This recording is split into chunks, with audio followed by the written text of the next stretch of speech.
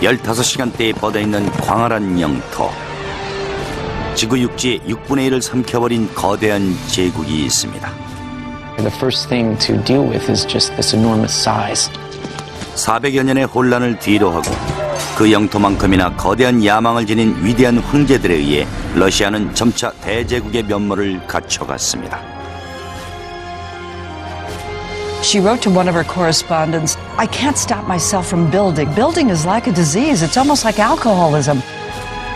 비전을 지닌 러시아의 통치자들은 영토를 정복하고 거대한 제국을 건설하는 데 외국의 선진 기술을 적극적으로 활용했습니다. 하지만 제국의 영원한 영광을 향한 그들의 끝없는 욕망은 결국 대중의 분노를 야기했습니다.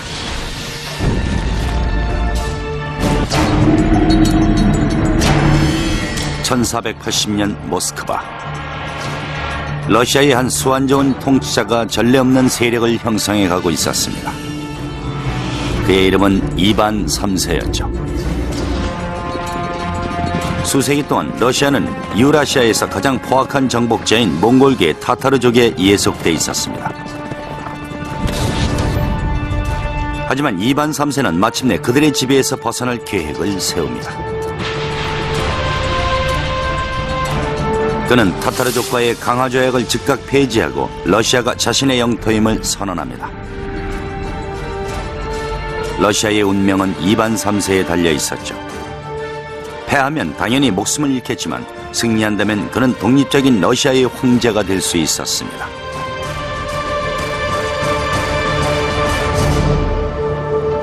안녕하세요, 피터 웰러입니다. 과거의 러시아는 여러 공국의 연합체였습니다. 현재 우리가 알고 있는 러시아는 9세기 키예프루시라는 지배층을 위시한 다양한 민족이 연합하기 시작하면서 형성이 됐죠.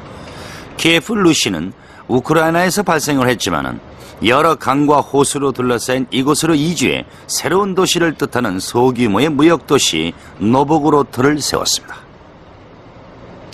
전설에 의하면 당시 정치적 혼란과 분규에 시달리다 못한 노보고로트 사람들은 바이킹의 전사 류리크를 초청해 정의로운 정부를 세워달라고 청했다고 합니다. 키예프루시의 노보고로트는 번영을 이어갔습니다. 인접한 비잔틴 제국에서 종교와 건축 기술을 전수받아 새로운 도시를 건설하고 문화를 형성해 갔습니다. 당시 건설된 주요 도시 중 하나가 러시아 서부의 비옥한 영토 모스크바였죠. Moscow, whose date of founding is officially given as 1147, was a small, essentially log fort on a river by the name of Moscow, Moskva. 도시들이 발전해가면서 키예프루시는 러시아로 알려지게 되었습니다. 하지만 통일된 군주나 방어 시스템이 부재한 러시아의 도시들은 여전히 당시 가장 호전적인 정복자 타타르족의 위협에 시달려야 했죠. 1237년 타타르족의 12만 기병대가 볼가강을 건너 러시아를 침공합니다. 러시아는 고도로 훈련된 타타르 군대에 대항할 힘이 없었습니다. 약 24개월 동안 타타르족은 러시아 전역을 초토화시켰습니다. 하지만 모스크바의 지배자들은 이 기회에 정복자들의 힘을 빌려 모스크바를 전보다도 더욱 발전된 도시로 재건하려 했죠. Moscow's rise, it started in the 14th century, very clever, cunning, ruthless politics on the part of the Grand Princes of Moscow, who managed to ingratiate themselves with the Tatar masters and achieve the ability to collect taxes from the other Russian principalities. 타타르족의 보호 아래 모스크바는 형제 도시들을 침략하기 시작했고 결국 주변 공국들을 합병하면서 러시아의 단일 공국으로 변모시켰습니다. 하지만 모스크바의 지도자들은 여전히 지배자인 타타르족에게 머리를 조아려야만 했죠. 1462년 이반 3세가 대공이 되면서 상황은 급변합니다. 그는 타타르의 굴욕적인 지배를 종식하겠다고 결심하죠. 대러시아 대공의 지위를 획득한 이반 3세는 타타르족 타도 계획을 구체화하기 시작합니다. Ivan, I think, had all of the characteristics he needed to be a good and successful Tsar and to earn the title the Great. He was ambitious, he was opportunistic, he was ruthless, he was smart. 이반은 계획을 본격적으로 실행에 옮깁니다. 먼저 러시아에 종교와 건축 기술을 전해준 비잔틴의 황실과 혼인 관계를 결성했죠. 동맹을 강화하는 의미에서 이반은 비잔틴의 상징인 쌍두 독수리를 문장으로 채택하고 러시아를 제3의 로마로 공표합니다. 1472년 그는 대대적인 건설 사업을 전개하기 시작합니다. 새로운 강자로 떠오른 러시아의 존재를 세계에 알리기 위해 이반은 새로운 성당을 건설할 계획을 세우죠. 1470년대 초반부터 거대한 성당 건축이 진행됩니다. 하지만 자연재해가 그들을 가로막았죠. 1474년 소규모의 지진이 모스크바를 흔들었고 2년째 건설 중인 거대한 성당은 파괴되어 거대한 파편 더미로 변해버렸습니다. 기초도 제대로 다지지 않은 채 육중한 돌덩이를 쌓아 만든 건물이 무너진 것은 이미 예고됐던 사고였죠. 하지만 이반은 위기를 기회로 변화시켰습니다. At this point, Ivan III does what any shrewd ruler would do. Find the best people. And the best people of that period, the 15th century, were in Italy.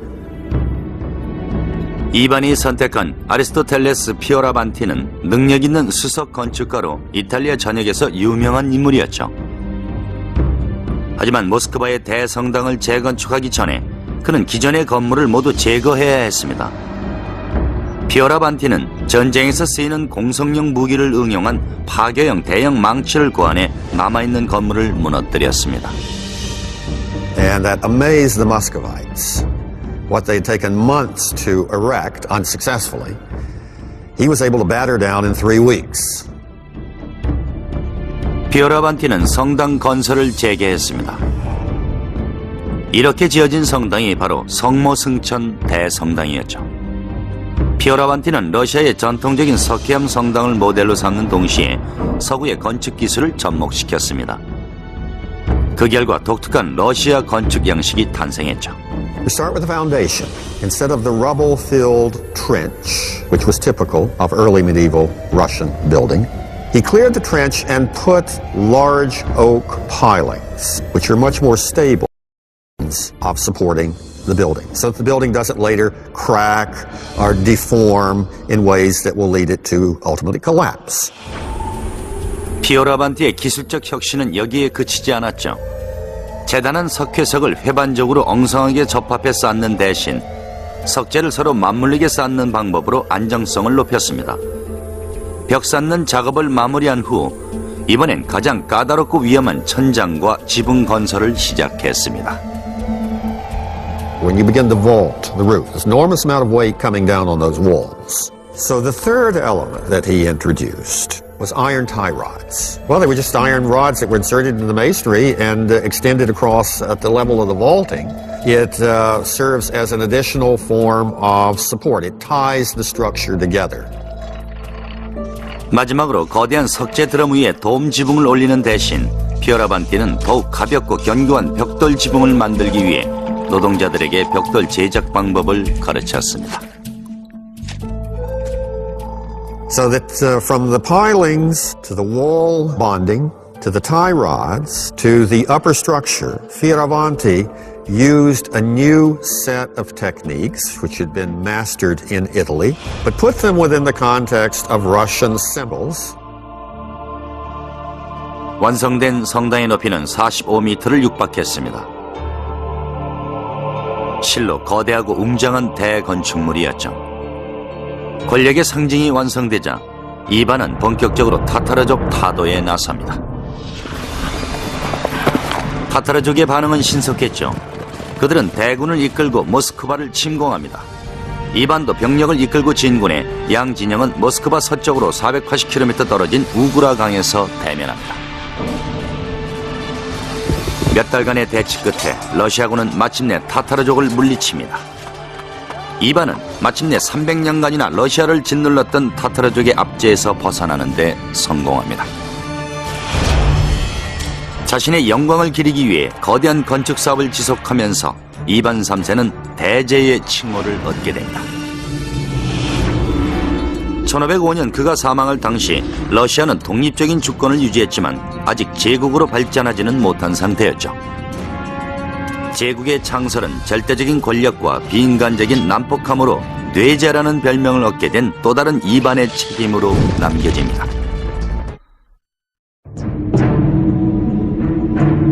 (1505년) 사망한 이반 대제는 재위 기간 동안 러시아를 타타르족에 대한 복종에서 해방시키고 모스크바의 영토를 3배로 팽창시켰습니다. In other words, it went from 15,000 square miles to 45,000 square miles, which was an enormous accomplishment in itself, and that would earn him the title the Great. 하지만 타타르족이 완전히 물러난 건 아니었죠.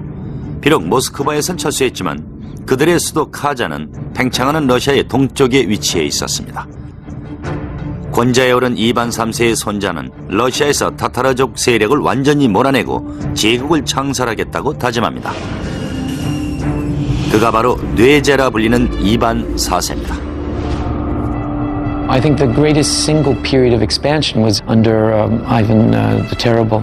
The Muscovite Tsardom encompassed the Volga, the Ural regions, and then eventually all of Siberia. 이반 4세의 유년 시절은 그리 평탄치 못했죠. 어릴 적 아버지를 잃은 이반은 고문, 사형, 암살 등의 권력을 둘러싼 잔혹한 정치적 음모를 목격하며 살아야 했습니다.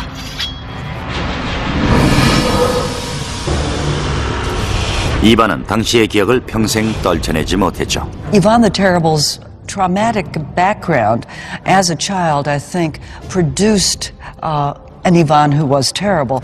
Even as a young child, he tortured animals. He seemed to be cruel and sadistic. 1547년 권좌에 오른 이반 4세는 자신이 신탁에 의해 러시아의 통치자가 됐음을 선언합니다. He was the first Russian ruler to have himself crowned formally as Tsar. And Tsar is simply a Russian derivative of Caesar. It's an imperial title. 차르로서 이반은 당시 러시아의 가장 큰 위협이 되고 있는 카잔 원정으로 자신의 광폭하고 잔인한 성정을 분출할 돌파구를 마련합니다. 그는 우선 유럽에서 최신식 공성 기술을 익힌 공병을 포함한 약 15만 명의 병력을 확보했습니다.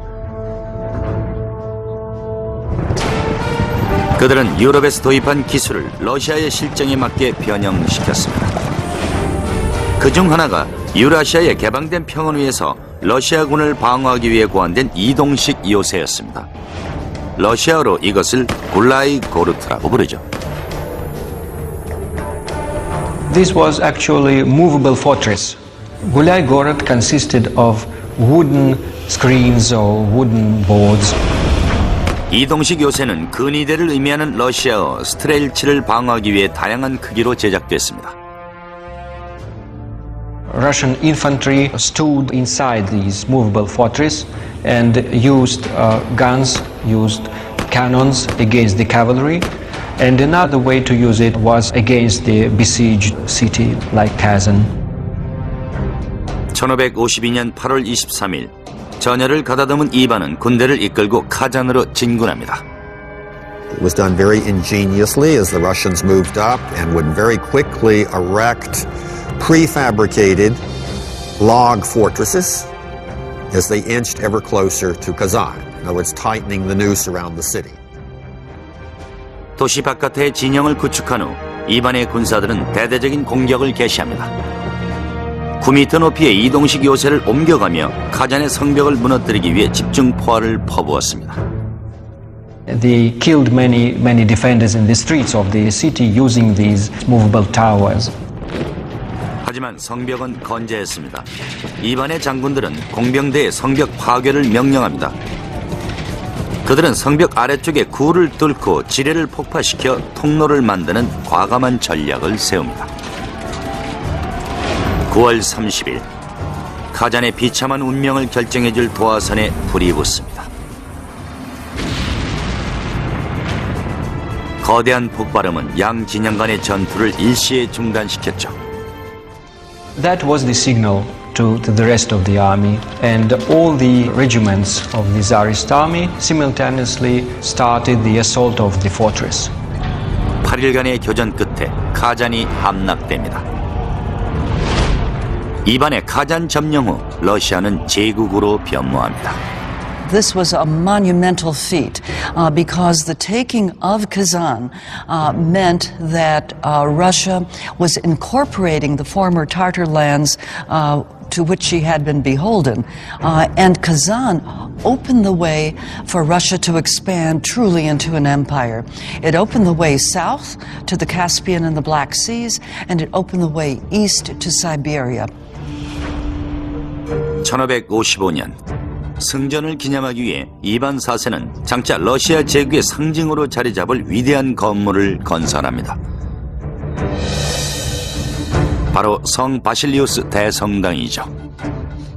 The Cathedral of the Intercession, which we know as St. Basil's, is based on the technology of brick towers that the Italians brought in and the Russians later adapted to create votive tower churches.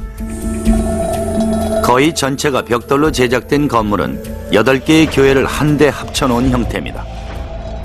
중앙에 타워를 둘러싸고 있는 기하학적 패턴의 8개의 교회는 카잔을 포위했던 8일간을 상징하죠. 1580년대에 들어 성당에 가장 주목할 만한 특징이 추가됩니다. The onion dome takes its form, its image from that flare that occurs at its base. It rests on a cylinder called a drum.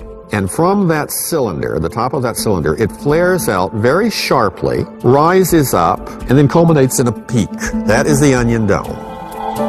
성 바실리우스 성당의 양파 도움은 매우 독특한 형태죠. 8개의 지붕에 각각 다른 질감의 금속 외장을 덮고 손으로 직접 색칠해 제작됐습니다. If you strip that metal sheath away, it would look something like a bird cage that had been squashed, so that you got the flare. 러시아에서도 선보인 적이 없는 신기하고 놀라운 형태의 지붕이었죠.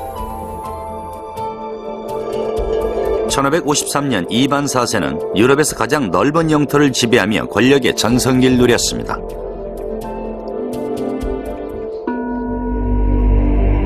하지만 갈수록 심해지는 편집 증세와 대중에 대한 철권 정치로 제국은 점차 숨통이 막혀가고 있었죠. 그는 일련의 소모적인 전쟁에 많은 재정을 권력에 도전하는 자들을 가차없이 제거했습니다. 이번에 광적인 횡포에 백성의 고통은 커져만 갔죠.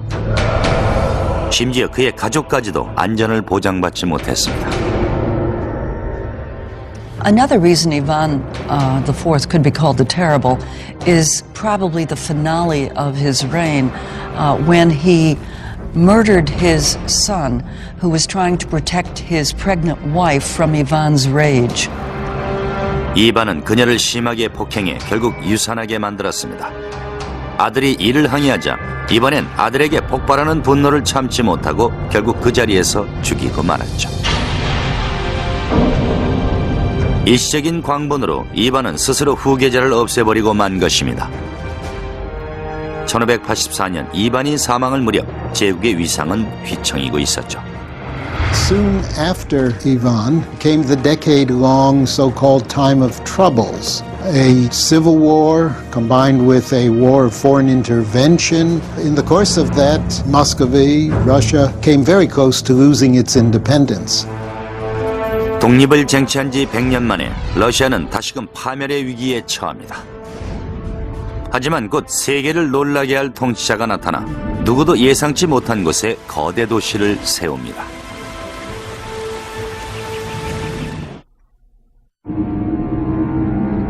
(1696년) 새롭게 권좌에 오른 차르는 이반 4세가 초래한 위기를 극복하고 정체돼 있던 러시아를 근대적인 제국으로 발전시키는 데 집중합니다. 그의 이름은 피터 대제입니다. Peter the Great was an absolutely unique person. A giant both physically, 6.5 feet tall, as well as in terms of personality. He disregarded convention and tradition. He was endlessly curious about new things. 피오트르는 거구에 알맞은 거대한 포부를 지녔습니다. A constant whirlwind of activity occurred around him, and he took on the tasks of a dozen men. He was really an extraordinary, larger-than-life person. 표트르는 어린 시절 모스크바에서 지내는 동안 외국인촌에 거주하는 예술가와 군인들과 어울리며 그들의 전술과 기술을 익혔습니다. Peter was not only entranced with European technology, he was also very aware of Russia's backwardness and weakness vis-a-vis Europe. He wanted to remedy that situation.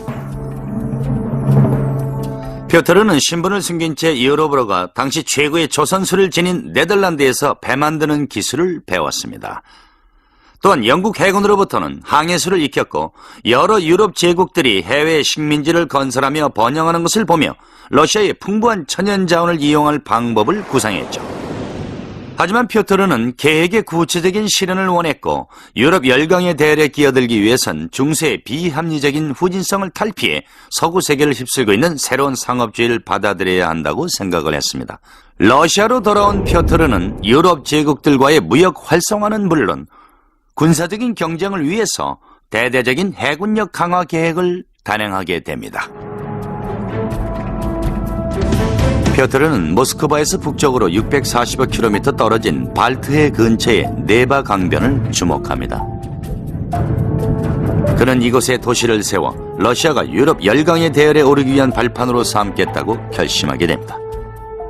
그 도시가 바로 상트페테르부르크입니다. A city on that spot had direct maritime access to Europe. 하지만 문제는 네바강의 주인이 스웨덴이라는 것이었죠. 표트르는 뜻을 굽히지 않았습니다. 1700년 그는 대대적인 공격을 단행해 결국 무력으로 영토를 차지하죠. 1703년 드디어 새로운 도시 건설이 시작됩니다. The new capital that Peter had in mind, it was to be a fortress, was to be the center of the army and the navy. It was to be the window on Europe through which Western ideas, modern ideas were going to flood and spread throughout the entire empire. 유혈 학살과 전쟁의 힘으로 상트페테르부르크가 건설됩니다. 하지만 차르의 끝없는 야망은 러시아 대중에겐 칼의 양날과 같았습니다. 새 수도가 발트해에 가깝다는 장점은 동시에 큰 대가를 치러야만 했죠. 1년에 5개월 동안이나 하구의 삼각주와 주변에 늪지가 얼어붙었고 날씨가 따뜻해지면 그 얼음이 녹으며 홍수를 일으켰습니다. 이런 곳에 도시를 건설하는 것은 대단한 도전이었습니다. 표트르는 러시아에서만 가능한 단 하나의 천연자원, 즉 순수한 노동력만으로 돌파구를 마련했던 것입니다.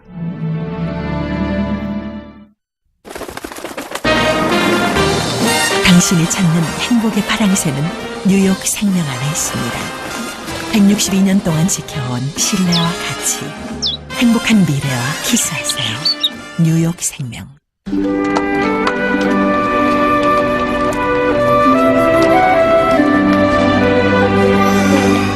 야야야 나왔다 저기 나온다 저기 위에 있잖아 야 이거 엄마가 봐야 되는데 찍어 야 이제 우리 진짜 시작이다 우리 영화인이야. 내 꿈은 지치지 않는다. 바카스.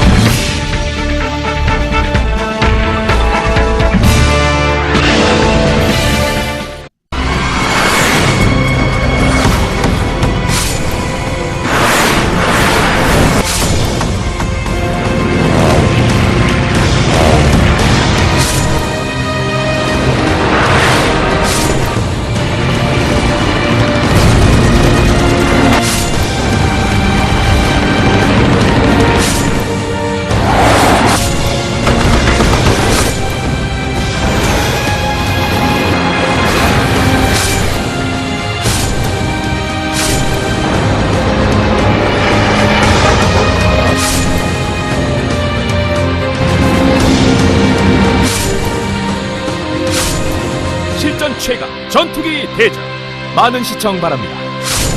History Channel.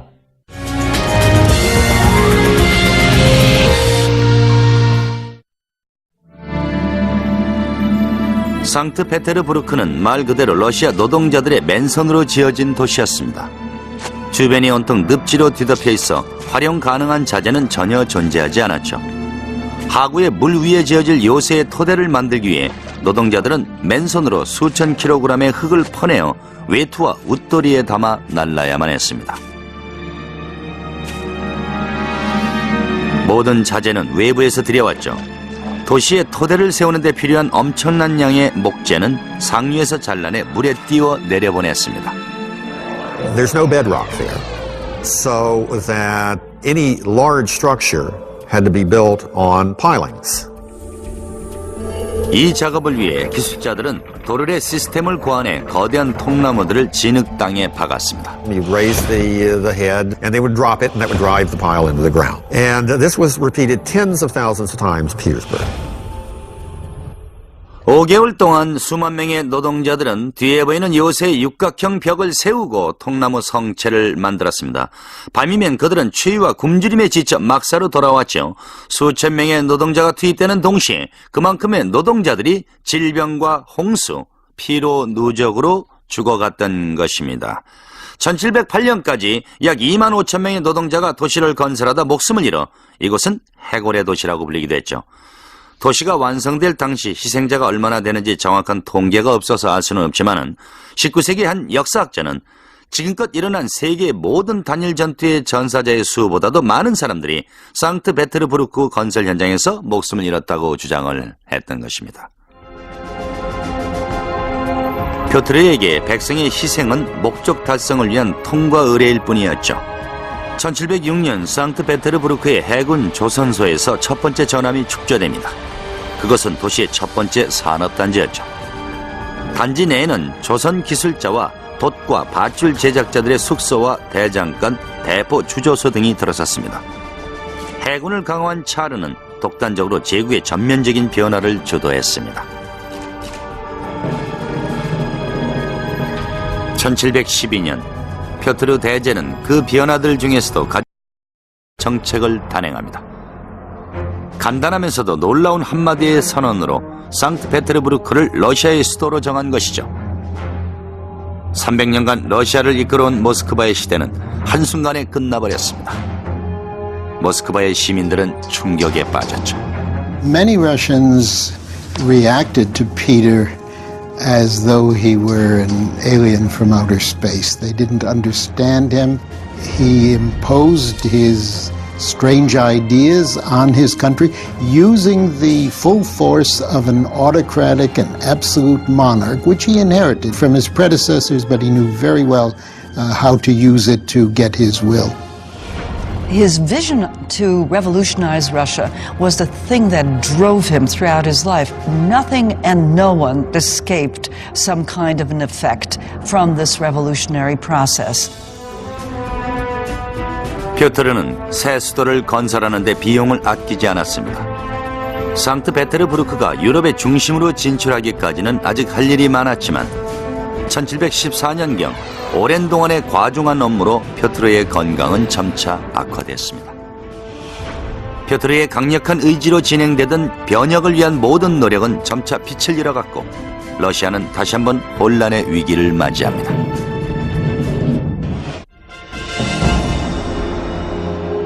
표트르 대제는 수십 년 동안 러시아를 대제국으로 변모시키고 새 수도 상트페테르부르크를 건설하는 두 가지 과업을 진행했죠. 하지만 그 기간에도 그는 친구들과 엄청난 양의 술을 마셔댔고 그럼에도 불구하고 언제나 활력을 잃지 않았습니다. 그는 북방전쟁에서 스웨덴을 격파하고 러시아의 영토를 발트해와 태평연안으로까지 확장했죠.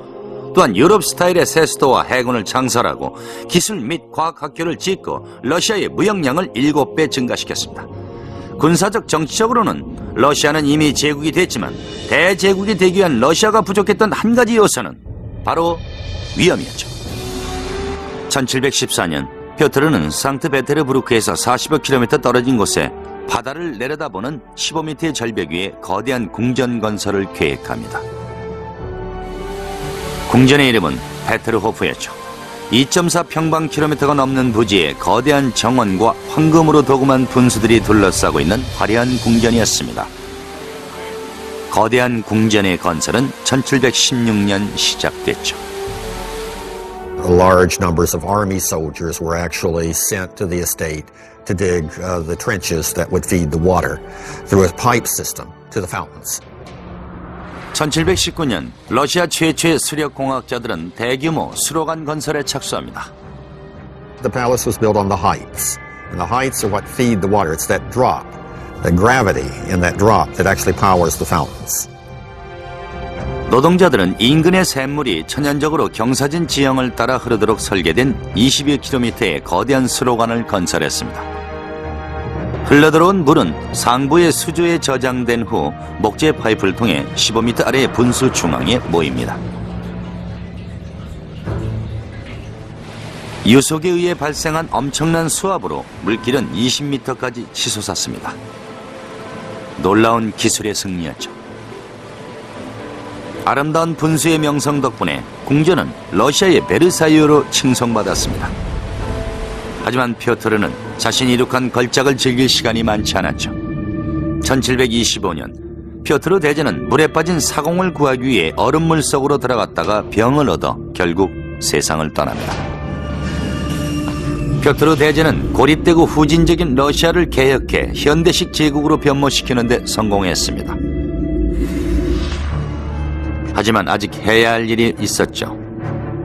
피오트르 대제의 업적을 계승해 상트페테르부르크를 오늘날 우리가 알고 있는 화려한 수도로 변화시킨 후계자는 피오트르 대제의 손자의 독일인 아내였습니다. 그녀의 이름은 예카테리나 2세입니다. Catherine comes to power in the year 1762 by overthrowing her husband, who had been the Russian emperor for only 6 months. And she was able to quite easily topple him.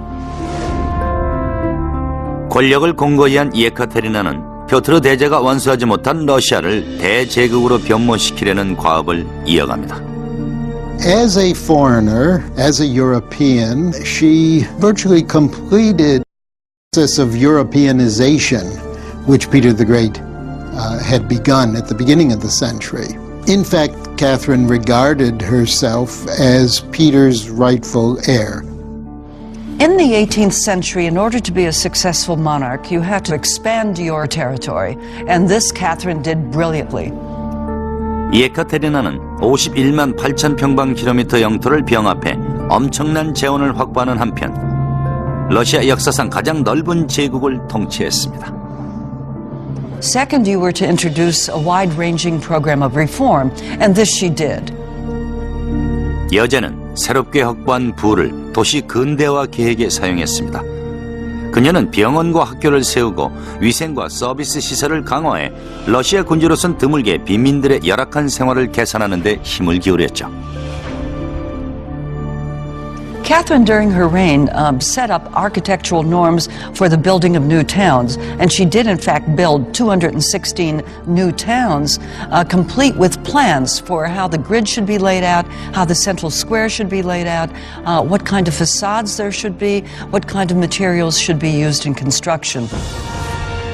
하지만 그 중에서도 가장 주목할 만한 건물은 재건축된 겨울궁전으로 러시아 왕실의 사치스럽고 방종한 면모를 여실히 드러내고 있습니다. 겨울궁전은 3층 건물 높이에 약 200m 길이의 건물입니다. 건물의 외장은 200개 이상의 기둥과 150개 이상의 조각상으로 장식되어 있죠. 내부에는 500개 이상의 방이 있습니다. 백악관의 방보다 4배나 많은 숫자죠. 예카테리나는 재위 기간 동안 어떤 제국에서도 볼 수 없었던 건축 부음을 주도했습니다. 자신의 절대적인 권력을 기반으로 여제는 상트페테르부르크를 러시아 제국의 문화와 부 그리고 권력을 상징하는 도시로 완전히 변모시켰습니다. She wrote to one of her correspondents, I can't stop myself from building, but building is like a disease. It's almost like alcoholism. 여제의 중독은 끊임없는 건축 사업뿐만이 아니었습니다. 겨울 궁전 안에서 예카테리나는 많은 수의 젊은 정부들을 거느리고 그들을 후원하는 것으로도 유명했죠. She was a hard-working woman. At night, she wanted to have male company. And there were a number of lovers. She treated them very nicely and very generously. She gave them land, she gave them serfs. 예카테리나의 방탕한 사생활과 그녀가 행사하는 절대적인 권력은 러시아의 소수 지배계층과 고통을 겪고 있는 대중 간에 존재하는 장벽을 더욱 높여줬습니다. 그녀도 대중을 동정하기는 했지만 그녀가 이룩한 업적들은 대부분 자신의 절대 권력을 공고히 하려는 목적이 컸죠. 1796년 예카테리나 여제 치세 말기 유럽의 초강대국이 된 러시아는 새로운 영광과 적을 동시에 얻었습니다. 1812년 유럽에서 가장 큰 야망을 가진 장군이 로마 제국 이후 처음으로 유럽의 모든 제국들을 차례로 점령해 갔습니다. 그의 다음 목표는 바로 러시아였죠.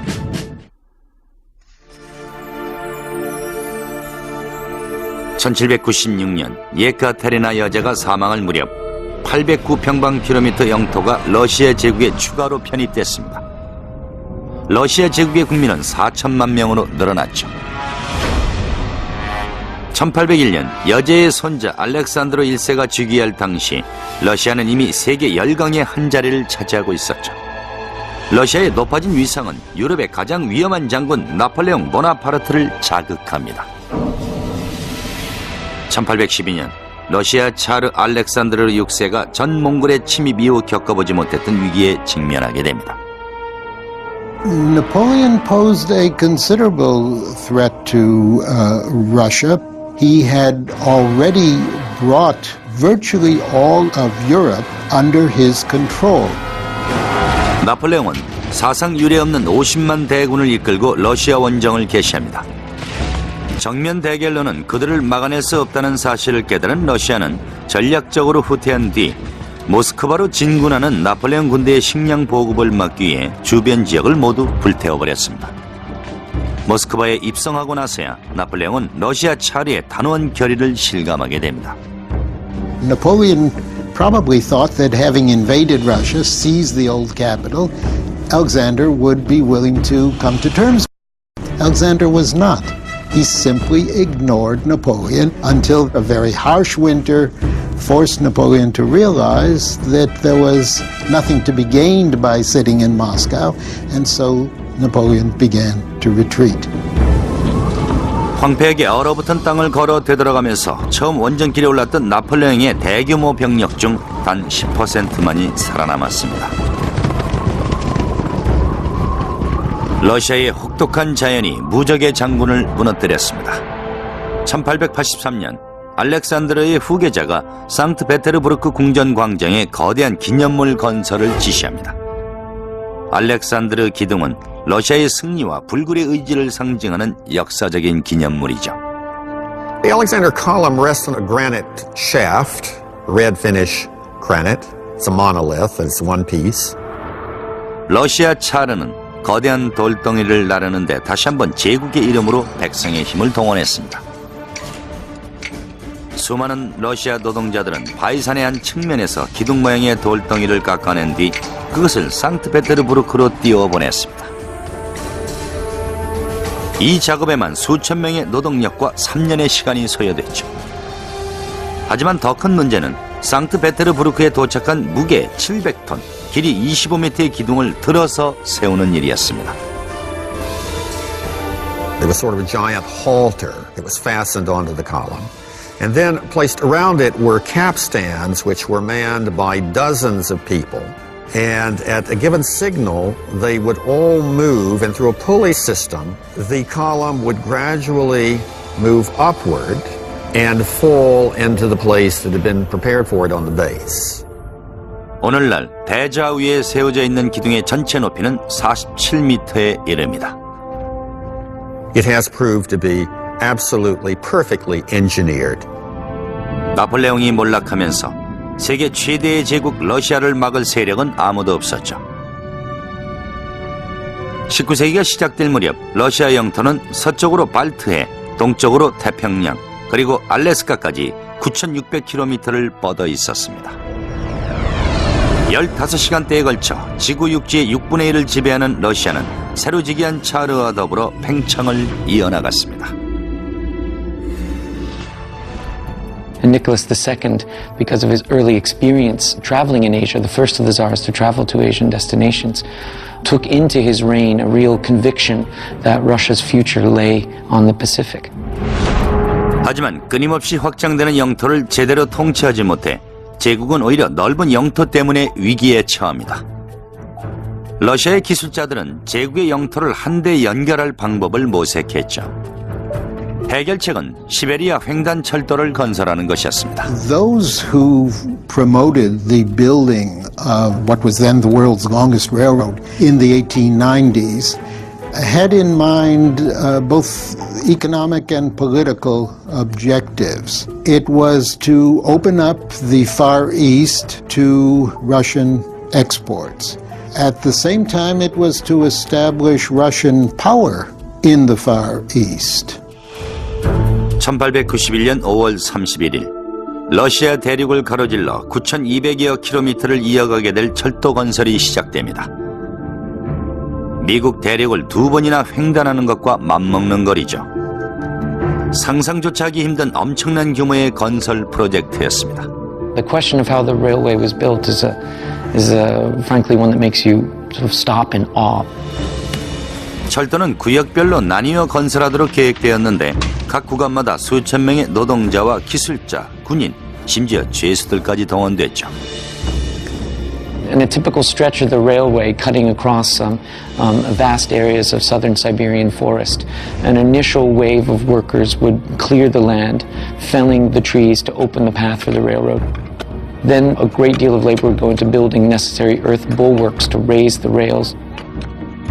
Then once the woods were cleared and the bulwark was established, the rails would be brought in and laid. 먼 지역까지 자재를 운반하는 것이 가장 힘든 작업이었습니다.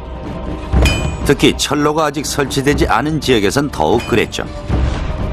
노동자들은 일부 구간에 우선 철로를 설치해 서부에서 들여오는 철강 자재들을 운반하는 데 사용했고 구간을 따라 같은 작업이 반복됐습니다. And this process was repeated week after week, month after month over all the years of the late imperial period. 수많은 노동자들이 고된 일정에 지쳐갔습니다. It was a very hard job to take, very hard job to take. I mean, you got to conjure an image of isolated wilderness that was transformed into rough and ready workers' camps, with workers camped out under tents or in some cases in earthen dugouts, working for months at a time on stretches of track with relatively limited supplies in the winter, subject to extremely cold temperatures in the summer, to the terrific heat of Russia's continental climate. 1904년 주요 노선이 완공됩니다. 러시아는 이제 새로운 목표인 아시아로 자유롭게 드나들 수 있는 통로를 확보했죠. The problem, of course, was that this put Russia into direct conflict with Japan, which had very similar political and economic objectives. This conflict of objectives led to war between Russia and Japan. 1905년 러시아는 일본과의 전쟁에서 치욕적인 패배를 당합니다. 이 패배로 러시아 대중의 차르에 대한 분노는 거의 폭발 직전까지 끌어오르게 되죠. 그럼에도 불구하고 1914년 차르는 1차 대전에 가담하면서 제국을 치명적인 상황으로 밀어넣는 우울을 범합니다. 수백 년 동안 러시아 차르들의 대제국 건설에 동원되어 피를 흘려온 러시아 대중들은 인내의 한계를 느낍니다. 1917년 3월 15일 민중이 폭동을 일으킵니다. 차르 니콜라이 2세는 권좌에서 물러나야 했죠. 약 500년간 지속되어온 차르의 러시아 지배는 막을 내리게 됩니다. The key factor in the disintegration of the Russian Empire in 1917-18 was the collapse of the Tsarist regime, because it was the emperor who really provided the glue that held the empire together.